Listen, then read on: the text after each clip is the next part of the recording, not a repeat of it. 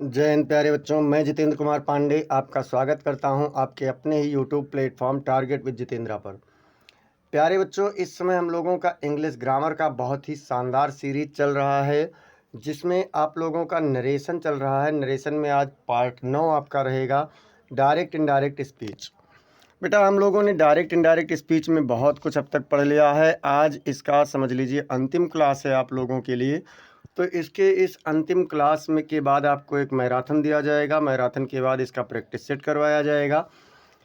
इस क्लास को भी आप लोग देखिए, इसमें आपको बड़े बड़े सेंटेंस लिए गए हैं। एग्ज़ाम में धूम मचा दोगे। स्कूल प्लस कॉम्पिटेटिव दोनों लेवल के लिए शानदार सीरीज चल रही है।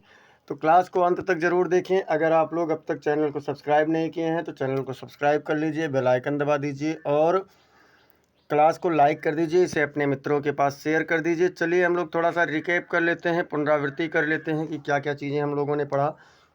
तो बेटा, डायरेक्ट इनडायरेक्ट के अंतर्गत हम लोग अब तक इसमें पढ़ चुके हैं एसर्टिव सेंटेंस। एसर्टिव सेंटेंस में हम लोगों ने 4 क्लासेज लिया है। एसर्टिव सेंटेंस में कितनी क्लासेज चली है बेटा? तो 4 क्लासेज चली हैं, जिसमें पहले क्लास में आप लोगों का परिचय था और कुछ सिंपल 1-2 रूल बताए गए थे। आप लोगों के इसके एसर्टिव सेंटेंस के दूसरी क्लास में हम लोगों ने क्या देखा था कि टेंस परिवर्तन के बारे में पढ़ा। तीसरी क्लास में प्रोनाउन परिवर्तन के बारे में पढ़ा और चौथी क्लास में हम लोगों ने नियरनेस वर्ड परिवर्तन पढ़ा। इसके बाद में बेटा हम लोगों ने इंट्रोगेटिव सेंटेंस पढ़ा और इस इंट्रोगेटिव सेंटेंस में हम लोग एक ही क्लास में इसको पूरा ख़त्म किए थे।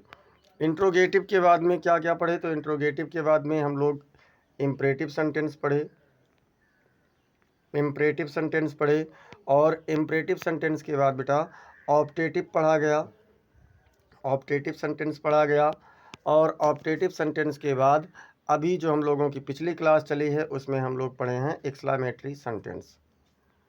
एक्सक्लामेटरी सेंटेंस, एक्सक्लामेटरी सेंटेंस भी हम लोग अब तक पढ़ चुके हैं। तो इस एक्सक्लामेटरी सेंटेंस में इसके बाद आज हम लोगों का चलेगा मिक्स सेंटेंस। तो चलिए शुरुआत करते हैं मिक्स सेंटेंस। बड़े वाक्यों अर्थात मिक्स्ड सेंटेंस को इनडायरेक्ट में बदलना। जैसे मान लीजिए कोई रिपोर्टेड स्पीच मिला जिसमें आपका एसर्टिव सेंटेंस का भी वाक्य है, इम्परेटिव भी है, ऑप्टेटिव भी है, एक्सक्लामेटरी भी है, मतलब कई सेंटेंस के अगर वाक्य हैं एक साथ में, तो वहाँ पर हम उसको कैसे बदलेंगे। तो देखते हैं। सबसे पहले हमें क्या करना है, इसमें कोई विशेष रूल नहीं है बेटा, रूल वही सब लगेंगे, बस केवल यहाँ पर आपको ये समझ लेना है। तो सर्वप्रथम वाक्य या बातचीत को 2-3 बार ध्यान से पढ़ो, क्योंकि आप जब ध्यान से पढ़ेंगे तो उसमें बहुत सारी चीज़ें आपकी सुधार हो जाएंगी। अच्छे से आपको समझ में आ जाएगा कि वाक्य में कहा क्या जा रहा है। फिर करना क्या है, फिर वाक्य के प्रत्येक भाग को अलग अलग इनडायरेक्ट में बदल लो। जैसे आपको अगर लग रहा है कि हाँ कठिन है, तो वाक्य के प्रत्येक भाग को, यानी जितना भी सेंटेंस उसमें है, सबको अलग अलग इनडायरेक्ट सेंटेंस में बदल लो। अब जब सबको इनडायरेक्ट सेंटेंस में अलग अलग बदल लो, उसके बाद में क्या करना है, यदि बीच में किसी भाग का रिपोर्टिंग वर्ब ना लगा हो, जैसे मान लीजिए कोई सेंटेंस है और उसमें उसका रिपोर्टिंग वर्ब नहीं लगा हुआ है, तो प्रसंग के अनुसार अपने पास से लगा दो। प्रसंग के अनुसार मतलब कि उसमें कैसा भाव है, क्या कहा जा रहा है, इसके अनुसार आप लोग अपने हिसाब से उसमें क्या कर लो बेटा, रिपोर्टिंग वर्ब लगा लो। फिर क्या करना है, अंत में सब भागों को एक जगह लिख दो। अंत में जितने भी भाग हैं उन सबको क्या करो, तो अंत में उन सबको एक स्थान पर अपने, मतलब सबको एक मिला करके क्या करेंगे, तो एक साथ लिख देंगे। इस प्रकार से हम लोगों का बन जाएगा मिक्स सेंटेंस का। सबसे पहले क्या करना है, वाक्य को पढ़ना है। जब वाक्य को पढ़ लिए तब क्या करना है, तो उसके प्रत्येक भाग का अलग अलग बना लो। जितने भी भाग हों सबका अलग अलग बना लो, और अगर किसी भाग का रिपोर्टिंग वर्ब नहीं है तो उसे अपने हिसाब से जैसा भी उस प्रसंग है उस वाक्य का, उसके भाव के अनुसार आप लोग उस पर लगा लो और अंत में सभी को एक साथ लिख दो। अब चलिए देखते हैं। जैसे कि देखिए, एक वाक्य मैंने लिया है डायरेक्ट सेंटेंस का। जैसे डायरेक्ट में देखिए क्या है, Mohan said to me, Mohan ने मुझसे कहा, have you finished your work, क्या तुमने अपना कार्य समाप्त किया है। एक तो ये हो गया।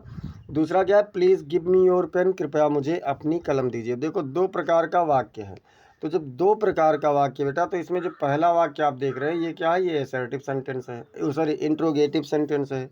और दूसरा वाक्य जो आप लोग देख रहे हैं इसमें क्या है, तो ये आपका इम्परेटिव सेंटेंस है। तो कह रहे हैं कि सर्वप्रथम सबसे पहले क्या किया, पहले भाग को लिया, सर्वप्रथम पहले भाग को लिया। ये भाग कैसा है, तो ये भाग प्रश्नवाचक है, इंट्रोगेटिव है। तो अब इसका जब हम लेंगे तो इनडायरेक्ट बना लीजिए। और क्या हुआ, मोहन हुआ।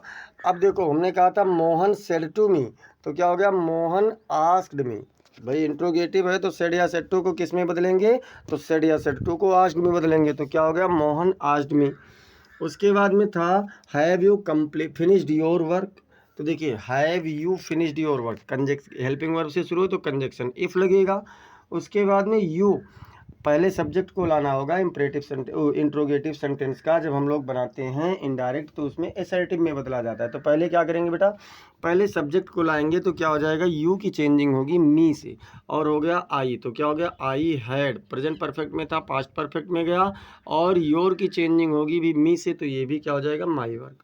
तो पहले वाले भाग का क्या बना कि Mohan asked me if I had finished my work. Mohan ने मुझसे पूछा कि क्या मैंने अपना कार्य समाप्त कर लिया था। इसका इनडायरेक्ट बना लिया। अब क्या करेंगे, अब दूसरे भाग को लिया, मतलब पहले वाक्य का हमने इनडायरेक्ट बना लिया। इसके बाद में क्या किया बेटा, तो हमने दूसरे वाक्य को लिया और दूसरे वाक्य में क्या देखा कि यह इम्परेटिव वाक्य है और इस भाग में रिपोर्टिंग वर्ब भी नहीं है। भैया हमने क्या देखा कि दूसरा भाग इम्परेटिव में है और इसमें कोई भी रिपोर्टिंग वर्ब नहीं है, इसलिए प्रसंग के अनुसार रिपोर्टिंग वर्ब अपने पास से लगाकर इनडायरेक्ट बना लिया। तो पहले प्रसंग समझ लीजिए। देखिए यहाँ पर क्या लिखा है, यहाँ पर लिखा हुआ है कि please give me your pen, कृपया मुझे अपनी कलम दीजिए। तो क्या किया जा रहा है, निवेदन किया जा रहा है। तो सब्जेक्ट तो हमारा कौन है बेटा, मोहन ने कहा है और मुझसे कहा है। तो अब इसको चलिए इनडायरेक्ट में इसे बदलते हैं और देखते हैं। तो क्या हो गया, मोहन एक बार नाउन हो चुका है तो उसके जगह पर हम प्रोनाउन ले सकते हैं ही। और देखिए एक वो पूरा कर चुका है, एक कथन पूरा कर चुका है कि क्या तुमने अपना कार्य पूर्ण किया या क्या तुम अपना कार्य समाप्त कर चुके हो, ये वाला कथन वो पूरा कर चुका है। तो दूसरे कथन पर जब आएगा तो इसलिए सब्जेक्ट अगर एक ही है तो फर्दर या अगेन का प्रयोग किया जाएगा, मतलब इसके बाद या इसके आगे उसने कहा तो फर्दर हो जाएगा। और प्लीज़ से शुरू था इसलिए रिक्वेस्टेड में हो गया। इम्परेटिव में प्लीज़ ऑल है या काइंडली है या डू नॉट है तो इसको पूरी तरीके से हटा देते हैं जब इनडायरेक्ट बनाते हैं। तो यहाँ भी हटाए और कंजक्शन मतलब जो यहाँ पर टू लगता है टू लगा करके गिव, और मी की चेंजिंग किससे हुआ, मोहन से हुआ तो हिम हो गया। और योर की चेंजिंग किससे हुआ, तो मी से हुआ तो माई हो गया, my pen. He further requested me to give me him my pen. अब देखो दोनों हमने अलग अलग बना लिया। अब जब दोनों अलग अलग बना लिया तो दोनों भागों को मिला करके रख दिया या लिख दिया। इस प्रकार पूरे वाक्य का इनडायरेक्ट बन गया। दोनों भागों को क्या किया बेटा, तो दोनों भागों को मिला लिया, एक साथ ले लिया, उसके बाद में दोनों भागों को लिखा और एक साथ लिख करके ये हमारा बन गया। जैसे देखते हैं क्या बना कि मोहन आस्क्ड मी, मोहन ने मुझसे पूछा, इफ़ आई हैड, यहाँ बेटा ये आई है वन नहीं है, I had finished my work, उसके बाद फुल स्टॉप लगा करके he further requested me to give him my pen. तो ये हम लोगों का बना। अब चलिए इसमें तो हम समझाते हुए चल रहे थे, कुछ और वाक्यों को देख लेते हैं। कुछ और वाक्यों में जैसे यहाँ पर देखिए डायरेक्ट का सेंटेंस एक मैंने लिया, तो क्या लिया, आई सेड मैंने कहा, आई थिंक मैं सोचता हूँ, it is going to rain कि बारिश होने जा रही है। Don't you also think so, तुम भी ऐसा मत सोचो, मतलब क्या तुम ऐसा नहीं सोचते हो, सॉरी क्या कहा कि I think it is going to rain, मैं सोचता हूँ बारिश होने जा रही है। Don't you also think so, क्या तुम ऐसा नहीं सोचते हो। ही सेड, उसने कहा, यस हाँ। अब देखो इनडायरेक्ट बनाएंगे तो क्या हो जाएगा, आई सेड। देखो बेटा पहला वाक्य क्या है, I think it is going to rain, तो ये आपका असर्टिव में है, I think it is going to rain मतलब मैं सोचता हूँ बारिश होने जा रही है। ये कैसा है, तो ये आपका असर्टिव में है और असर्टिव में सेड को नहीं बदला जाता, तो आई सेड, उसके बाद में दैट लगा दिए। अब देखो आई यहाँ पर फर्स्ट पर्सन है, चेंजिंग सब्जेक्ट से होगा, सब्जेक्ट पर भी फर्स्ट पर्सन है तो क्या हो जाएगा आई, और ये प्रेजेंट इंडेफिनिट में I think it is going to rain तो इसको पास्ट इंडेफिनिट में बना दिए, आई थॉट, उसके बाद इट, और यहाँ जहाँ इज था वहाँ वाज कर दिए, was going to rain. And अब देखो हमने यहाँ पर फिर दोबारा नहीं लिखा, जैसे वो प्रक्रिया थी दोबारा लिख सकते थे। अगर सब्जेक्ट और ऑब्जेक्ट एक ही है तो आपका केवल रिपोर्टिंग वर्ब बदलेगा और सब्जेक्ट या ऑब्जेक्ट नहीं बदलेगा। तो अब इसमें क्या करेंगे, तो ऐसे में हम लोग एंड लगा करके, देखो दूसरे में प्रश्न पूछा गया है ना, तो आस्क्ड लगा दिए हैं, आस्क्ड लगा दिए, उसके बाद में क्या करेंगे, फॉर लिखेंगे और हिज ओपिनियन। भैया हमने उससे क्या पूछा था कि क्या तुम ऐसा नहीं सोचते हो, तो जब इसमें हमने पूछा कि क्या तुम ऐसा नहीं सोचते हो, तो मैं उसके विचारों को ही तो पूछ रहा हूँ। तो जब मैं उसके विचारों को पूछ रहा हूँ, इसलिए यहाँ पर क्या हुआ, and asked for his opinion, और उसके विचार के बारे में पूछा। तो अब यहाँ पर देखिए ये तो कंप्लीट हो गया। अब फिर क्या कहा गया, ही सेड, उसने कहा यस, यानी हाँ, उसने क्या कहा, हाँ। तो हाँ कहा यानी वो मुझसे सहमत हो गया। तो ही एग्रीड विथ मी। देखिए जो आपका बड़े सेंटेंसेस का यानी दो लोगों की बातचीत का जो चलेगा, उसमें अक्सर ये होता है कि जैसे अगर यस लिखा है तो एग्रीड लिखेंगे, या फिर क्या करेंगे, सीधे कर सकते थे, इसको ऐसा भी लिख सकते थे कि ही आंसर्ड इन अफर्मेशन। क्या कर सकते थे बेटा, ही आंसर्ड इन अफर्मेशन, मतलब उसने सकारात्मक में उत्तर दिया। चलिए और एग्जाम्पल देखते हैं। तो और एग्जाम्पल में क्या कह रहा है, और एग्जाम्पल में डायरेक्टली नहीं, डायरेक्ट होना चाहिए। कह रहा आई बिलीव, पहले ही है, आई बिलीव मतलब मैं विश्वास करता हूँ, सेड ही, उसने कहा, that we are in this country among the people whom we like and who like us, कि हम इस देश में ऐसे लोगों को पसंद कर रहे हैं जो हमें पसंद करते हैं और जिन्हें हम पसंद करते हैं। चलिए इनडायरेक्ट बनाते हैं और देखते हैं। तो क्या कहा गया, ही टोल्ड देम, उसने उन्हें बताया। भैया किसको बताया, कोई ऑब्जेक्ट नहीं है तो इसलिए यहाँ पर थर्ड पर्सन का लिया गया, तो देम हो गया, क्योंकि यहाँ पर वी है इसलिए हमने देम लिया है, ताकि अभी चेंजिंग में आसानी हो जाए।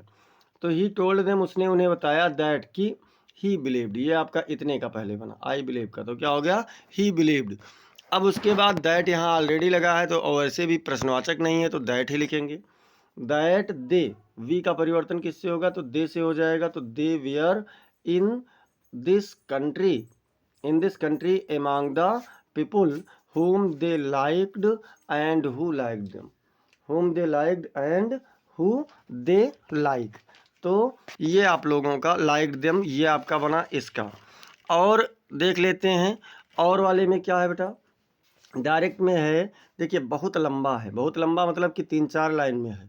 Mister Sinha's secretary told the client, mister Sinha की सेक्रेटरी ने, सचिव ने क्लाइंट को, ग्राहक को बताया, क्या बताया, you have come well in time, तुम बहुत सही समय पर आए हो। प्लीज़ वेट ए बिट, केवल थोड़ा, कृपया थोड़ा सा इंतज़ार कीजिए। Mister Sinha is detecting A plan at the moment, श्रीमान सिन्हा इस समय एक प्लान के बारे में बातचीत कर रहे हैं या बोल रहे हैं। He will be free very soon, वह बहुत जल्द ही स्वतंत्र हो जाएंगे यानी खाली हो जाएंगे। He will be free very soon मतलब वह बहुत जल्द ही खाली हो जाएंगे। Have you गाट your documents with you, क्या तुम अपने डॉक्यूमेंट तो अपने साथ लाए हो। लेट मी सी देम, मुझे उन्हें देखने दो। इफ़ दे आर हियर, कि क्या वह यहाँ पर हैं। अब देखो इतना लंबा सेंटेंस है, घबराना बिल्कुल नहीं है, बहुत आसानी से बन जाएगा। तो क्या है बेटा, देखिए पहला वाक्य हमारा जो है, you have come well in time, ये क्या है, ये आपका एसर्टिव में है, ये वाला you have come well in time, ये एसर्टिव में है। तो सीधे बनाइए, mister Sinha secretary told the client, इसमें कुछ बदलना ही नहीं क्योंकि पहले से ही टोल्ड लगा हुआ है। दैट लगा लीजिए, और यू का परिवर्तन किससे होगा, तो यू का परिवर्तन क्लाइंट से होगा, ग्राहक से होगा, तो ही लिख देंगे।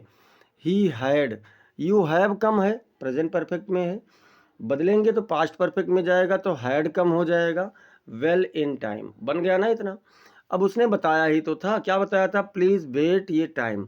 तो प्लीज़ मतलब कृपया, उसने रिक्वेस्ट किया, निवेदन किया, काहे के लिए, इंतज़ार करने के लिए। एंड रिक्वेस्टेड, और मतलब निवेदन किया, किस चीज़ का निवेदन किया, दैट कि मिस्टर सिन्हा वाज डिटेक्टिंग ये प्लांट, प्लांट नहीं बेटा प्लान होगा, कि मिस्टर सिन्हा एक प्लान के बारे में बोल रहे थे। एट द मोमेंट मतलब उस क्षण। देखिए यहाँ तक का हमने बना दिया, यहाँ तक का एक साथ बन गया। अब क्या करना है, अब कह रहा है he will be free very soon. तो उसने और क्या किया, उसमें उसने और कुछ जोड़ा है ना। उसने बताया कि निवेदन किया कि अभी मिस्टर सिन्हा एक प्लान बता रहे हैं, और जोड़ा एंड एडेड, और जोड़ा, क्या जोड़ा, दैट कि अब ही, यहाँ पर ही किसके लिए कहा गया है, तो ही मिस्टर सिन्हा के लिए कहा गया है, क्योंकि ही यही है। तो क्या हो जाएगा, ही अर्थात mister Sinha would be free मतलब स्वतंत्र हो जाएंगे, विल का वुड हो जाएगा, would be free very soon, ये बन गया। इसके बाद और तो कुछ कहा है, इसके बाद में उसने पूछा है, तो फर्दर लिखेंगे, फर्दर ही आस्क्ड हिम, उसने उससे पूछा, फर्दर ही आस्क्ड हिम यहाँ पर क्लाइंट के लिए है। तो उसके बाद उसने उससे पूछा, क्या पूछा, द क्लाइंट अर्थात ग्राहक से पूछा, weather he had got his documents with him, ये वाला है कि क्या have you got your document with you. तो इसका क्या बना, वेदर। अब देखो यू की चेंजिंग क्लाइंट से होगा तो ही हो जाएगा, प्रेजेंट परफेक्ट में है तो पास्ट परफेक्ट में जाएगा हैड गॉट, और योर का चेंजिंग ही क्लाइंट से होगा तो हिज हो जाएगा, his documents with him. And और क्या किया, विश्ड मतलब इच्छा प्रकट की ना कि मुझे इसे देखने दो, and wished to see them if they were there. तो इस प्रकार से कितना भी बड़ा सेंटेंस हो उसको समझ लेंगे, जब एक दो बार पढ़ेंगे तो अच्छे से समझ में आ जाएगा। ये बेटा आज की क्लास रही, ये हम लोगों का आज का क्लास रहा।